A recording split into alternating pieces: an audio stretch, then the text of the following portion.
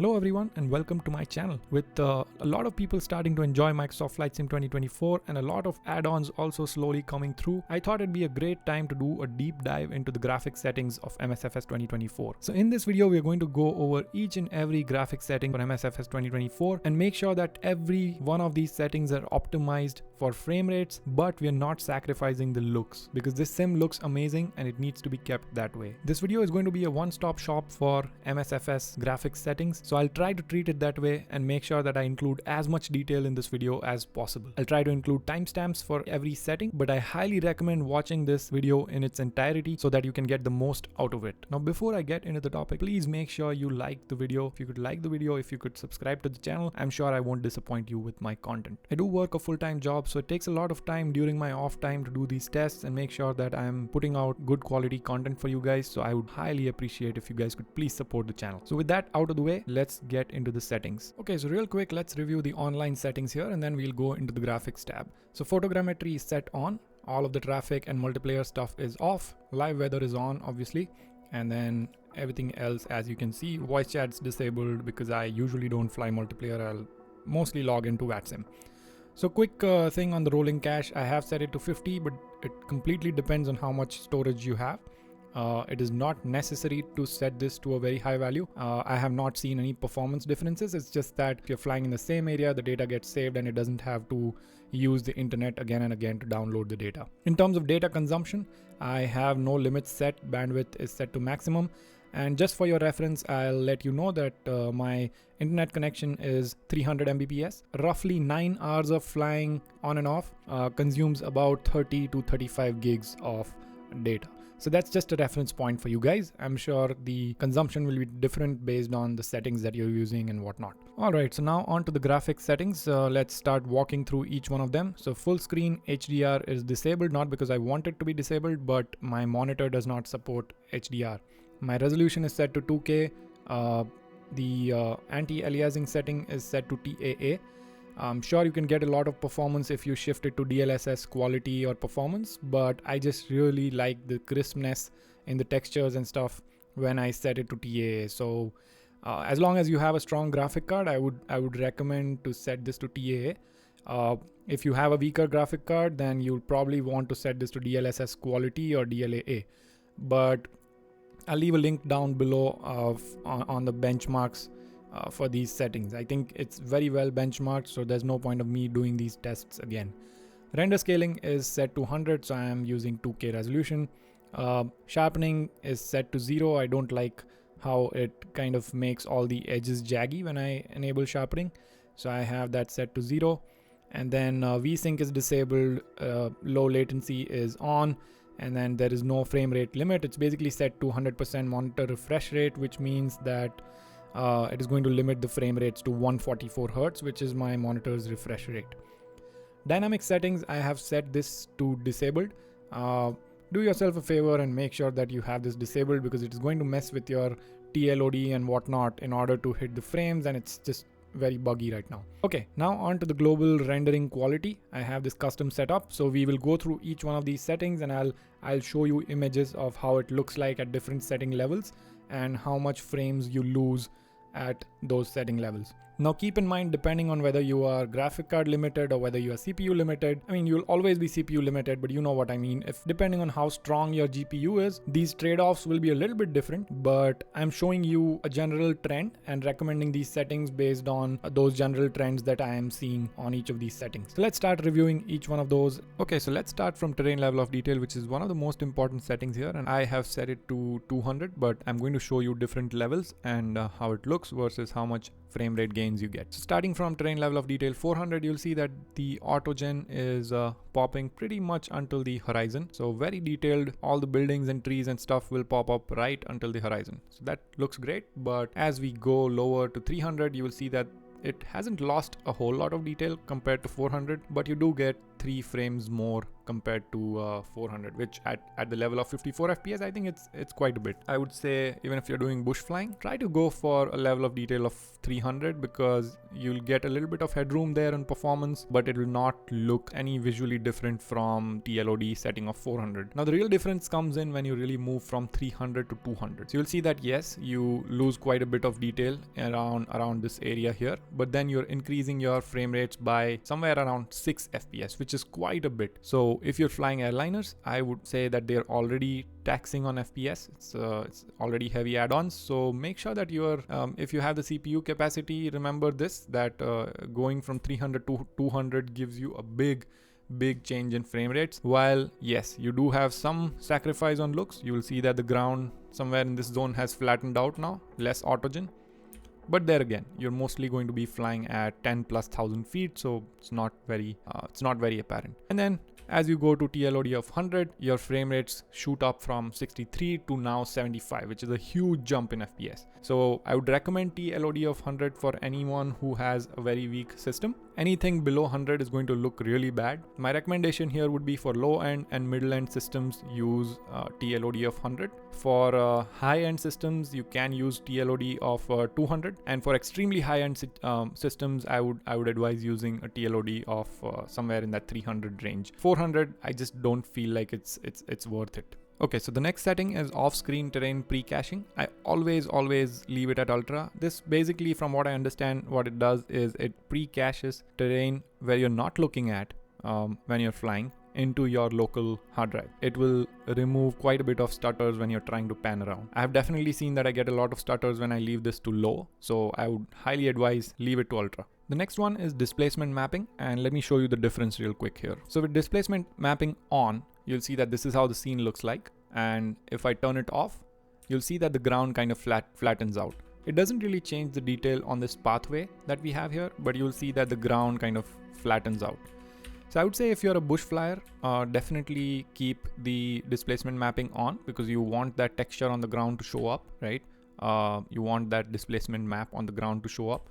But if you're flying mostly airliners, I would say that it is worth it to just disable displacement mapping because you'll see that in terms of frames, you gain quite a bit. You went from 54 FPS, somewhere in that 53, 54 FPS to, if you turn it off, you go up to like 59 FPS, which is a decent amount of gain when you talk about these level of frame rates. So yeah, that's displacement mapping.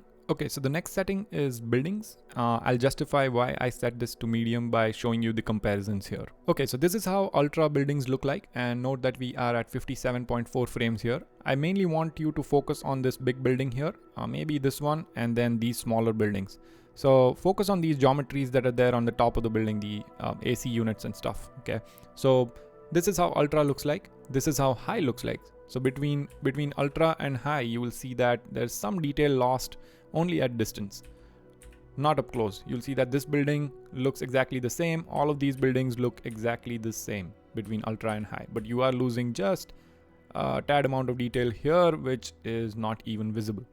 Now, as you go to medium, that is where, again, between high and medium, I know this is a different angle, but if you look, there is no real difference between the buildings between high and medium. Again, you might see that there is some detail being lost at the further away buildings, but overall, I don't see a huge difference between high and medium. But if you look at the frame rates, we started from 57.4, didn't gain a whole lot when we went to high, but as we went to medium, we did gain a couple of frames. And it might seem like too less, right? But when we talk about smoothness and stutter-free experience, I think it's worth it. If something is not contributing to the visuals in the game, you might as well just turn it down, right? So that's pretty much why I have set the buildings to medium. Now you'll see that as we go to low, it completely takes out all of those AC units from the top of the building. It kind of flattens out the whole geometry, but you don't gain a whole lot in terms of frames, right? I'm sure you gain some in smoothness, but just by looking at the frame rate numbers, you don't gain a whole lot. You also lose out on this whole nice normal mapping that's going on, which kind of creates like a gallery look on these skyscrapers. But yeah, low is just not worth it. It just looks very flat and there's no detail. Medium and high seems like a really good ground, but then there's no difference between frame rates on ultra and high, but then there is decent amount of frame rate difference between high and medium. So I am leaving this at medium. The next one is trees. So let's review how it looks on different levels real quick. Okay, so this is how ultra looks like. So very dense and detailed branches and everything, right? As you start going, by the way, we are at 49 FPS now. As you start going to high, you'll see that it still retains quite a bit of detail. I just see that now it reduces the number of trees. You'll see that some trees just vanished out of the cluster we had, right? Which I think is a good thing for 2024, because I feel like the tree density is just too much, and even with the high setting, I'm still able to get enough density. Like it still looks dense, but it doesn't take away a lot from our performance. You'll see that we went from 49 to 52, so that's like 3 FPS gain right there, right? So that's why I keep it on high. As you start going to medium, you'll see that density goes down quite a bit. There's a lot of loss in detail on the branches and leaves and all that, and then low completely looks terrible. You'll have branch splitting and all that. I think they have used this to kind of try to make it look dense, but it just doesn't work out. Even if you're doing commercial flying, you below 5,000 feet, you will see the difference very easily. So I would recommend keeping this at high. Unless you have a very beefy system, you can sure push it at ultra if you're bush flying. But otherwise, high seems like a really good middle ground to gain some performance and also not lose a lot of detail in the trees. Alright, so next one is plants. I have set it to medium. Let's review the looks and FPS real quick. So this is how ultra looks like. You'll see that we are at 47 FPS. As you go to high, increases to 49.5, but the look doesn't change a whole lot from what I see. And then as you go to medium, it goes to 50. And then the weird thing that I saw was when you transition to low, the FPS drops even below the high setting. I'm guessing that plants are these pink and yellow plants that are there. That's what they're calling plants, and hopefully that's not grass. But yeah, anyway, any setting, either high or medium, is going to work. If you're doing bush flying, just make it high. If you're doing airliner flying, leave this at medium. I didn't see a whole lot of difference, so I've left it at medium just to gain some extra frames here. For rocks, I've just left it at high. If you're doing airliner flying, you might want to turn this to medium. There wasn't a huge impact on frames either way. Ultra or high should be fine here. Next one is grass, so let's touch some grass here. That's how the ultra grass setting looks like. Very dense, and a lot of variety in here too. Now frame rates, note that they're 46.8. As you go to high, the frame rates actually drop for me, which is interesting, right? And as you go to medium, you're at 49.3, so obviously the frame rates increased by roughly like a couple of FPS, and then low didn't really make any difference. So I was a little confused here. Going from ultra to high led to quite a bit of drop in frames. I don't know if something changed in my background, but that's what I saw. And medium was just not dense enough for me. It looks pretty much like P3D level, and then low is mostly like FSX level. So I think I'm going to stick to ultra or high. I'll do some more testing with it and leave a comment down below if I see something. But for now, ultra or high, preferably not high because of the drop in frames that I saw. We'll set this one to ultra. My object's level of detail is set to 100, and I'll explain why. So if I look at the object level of detail 200, you'll see that the frame rates are at 44.7 here at Sedona, and then when I switch to 100, that brings it up from 44 to 52.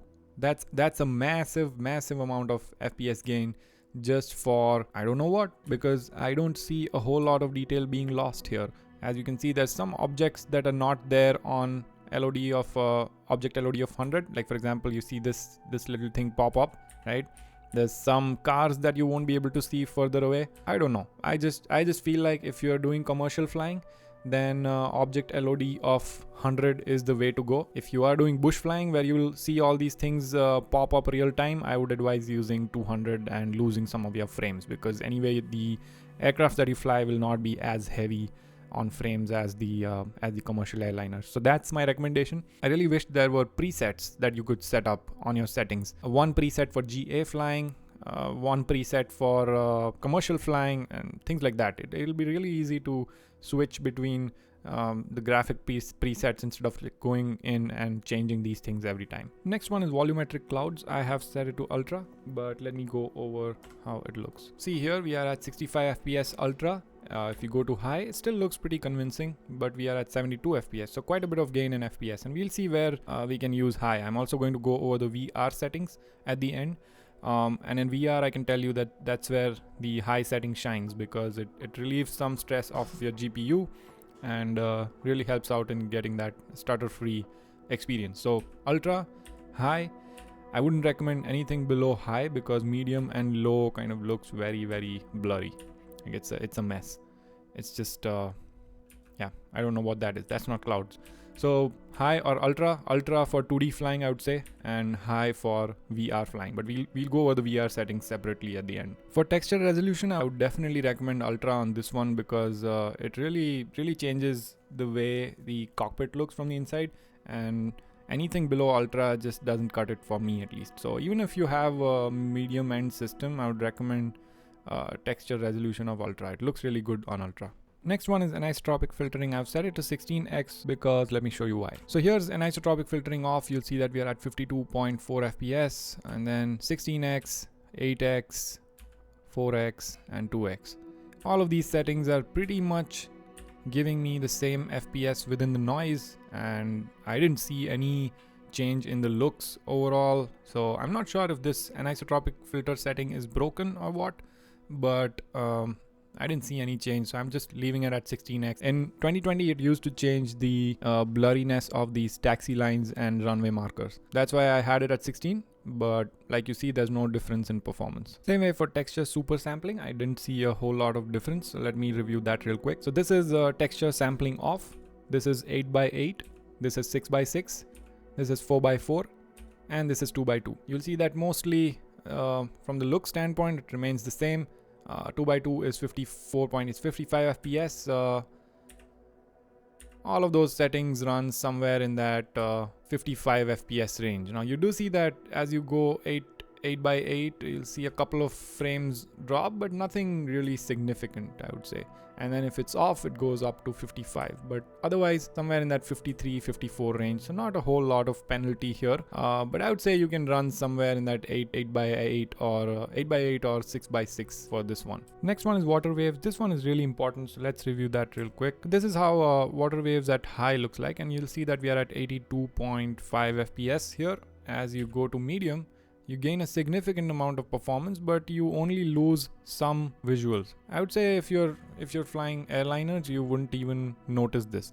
In fact, it's just a difference between a windy day versus a calm day. The frame rates went up from 82.5 to 87.8, which is a significant amount of gain in frames if you're on a mid-end system. So I would recommend using the medium setting. As you go to low, it just becomes completely flat and it's just not worth it. And you'll also see that the frame rates increase between medium to low is not a whole lot, 87.8 versus 88. But the look sacrifice is huge. While from high to medium, the sacrifice in look and feel of water is not that much. The next one is ray traced shadows. If you look at ray traced shadows off, you'll see that there's a lot of jaggy lines. So this one is off. So you'll see that there's a lot of jaggy lines going on the shadow. Even on the airplane, you'll see that the shadows are not crisp. I would definitely recommend using the ray traced shadows on, because the frame rate difference is not a whole lot. So seems like a no-brainer to me in terms of looks. You're just losing out quite a bit when you turn it off, but there's not much gain in frames. So I'd recommend using this for sure. Now for the next one, shadow maps, I couldn't really tell the difference between any of these settings on cockpit and outside shadows. I'll show you that real quick. This is 2048, this is 1536, 1024, and 764. You'll see that there's not a whole lot of difference between either of those. But when we go from 2048 to 1536, that's where you gain the most in terms of frames, and then the frames pretty much stay the same until 768. So I left it at 1536.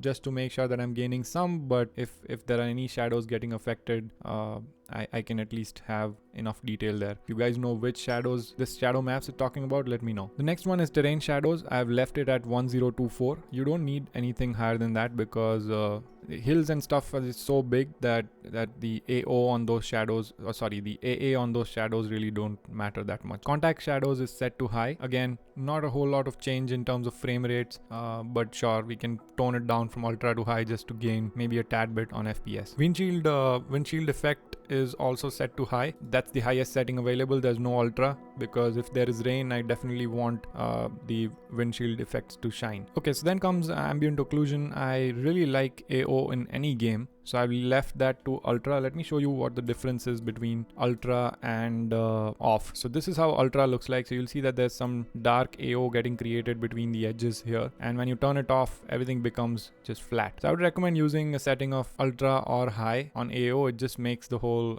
cockpit and overall scene look way more realistic. Ultra gives me 59.7 FPS here, and then if you just completely turn it off, you gain somewhere in that 3 FPS range, but I don't think the gain in that 3 FPS is really worth the sacrifice in looks here. I'd recommend ultra or high. Next, I have my cube map reflections set to 256. Did not see a whole lot of difference in looks and in frames, at least for my GPU. You can try out lower settings and see if you have a lower end GPU, see if it makes any difference. I couldn't see a difference even on the airplane skin in terms of reflections. So I've just left this at 256. It doesn't change anything for me. So the next one is ray marched reflections, and I'll show you where that shines. If you look at this hill and these reflections in the water, this is set at ultra. For off, it'll just have no reflections, so the water looks very unrealistic. You do gain, actually you don't even gain anything on the frames. You'll see that the frames are pretty similar. And then if you go to high, maybe you gain 1 FPS. So at least for the 4080, I would leave it at ultra or high because it enhances the look of these skylines reflecting in the water, hills reflecting in water and things like that. So I would leave it at ultra or high. If you have a really low end graphic card, then you might want to play with this and see where you end up in the FPS versus looks curve. But for me, high or ultra works fine. Okay, so the next set of settings should be quick to review. Light shafts are set to ultra, depth of field ultra, motion blur is off. There's no use of motion blur in flight sim. Glass cockpit refresh rate, I always leave it at medium. Higher values may affect performance. It's not a huge difference, but it's just that I don't see a difference going to high from medium here. Characters quality is set to ultra because unless you set the character quality to ultra, you will not see characters in multiplayer. At least I couldn't see the characters when I had set them to low, and it doesn't affect frames a whole lot, so might as well set it to ultra. Traffic airport quality, I have that to off because I'll fly on VATSIM. Air traffic, I would leave this to off unless you're flying multiplayer. Road traffic is set to medium, sea traffic is medium, and fauna is ultra. It doesn't affect frames, you can leave it to ultra. If you're bush flying, you'll probably see some animals around your airport and things like that, but it doesn't affect frames, so I would just leave it as is. So that's my settings overall, at least for 2D. And then next we will review the VR settings. Okay, so for the VR settings, I'll be honest, I'm new to VR, so I'm going to leave a couple of channel links down below that you can go check it out. They have done extensive VR settings video, and whatever I will be showing here will be mostly pulled from those videos. I'm completely new to VR. I use a link cable with a Quest 3 just for your reference, and the resolution is set to 3100x whatever it comes out to be on the Y number in my OpenXR toolkit. So yeah, anti-aliasing is set to DLSS. I tried TAA, but I lost a lot of performance there. It does look way better than DLSS, but for me it just led to some loss in performance, so I shifted back to DLSS quality. And then sharpening is set to 170, reprojection is off, world scale is 100, low latency you can do on plus boost. Dynamic settings are off just like 2D. Terrain level of detail is 100. I tried pumping up to 200, but again, it's a trade-off between how stutter free the experience you want versus how far you want to see the terrain to load up. I think in VR 100 looks just fine. Off screen, just like usual, ultra displacement mapping. Usually when I'm flying VR, I'll be flying GA, so displacement mapping is on. Buildings medium, trees medium, plants, rocks, grass all medium. OLOD is 100, and the rest of them you can just see them. I have not personally compared either of these settings at different levels, but what I'm showing here is direct direct recommendation from the channels that I've linked down below. But yeah, that's all my VR settings here. If you guys have better recommendations for VR, I'm sure there's a lot of viewers on here who know VR more than I do. So for sure, let me know in the comment section below. Okay, so that was it for the graphics settings video. Thank you all for watching if you're still here, and make sure you check out the private pilot maneuver series that I'm making currently, and also I have the NVIDIA settings video separately made in the Msfs 2024 settings playlist. So hopefully this and that video will completely transform your simulator. Thank you again for all the support on the previous Msfs 2024 videos. I will see you on the next one.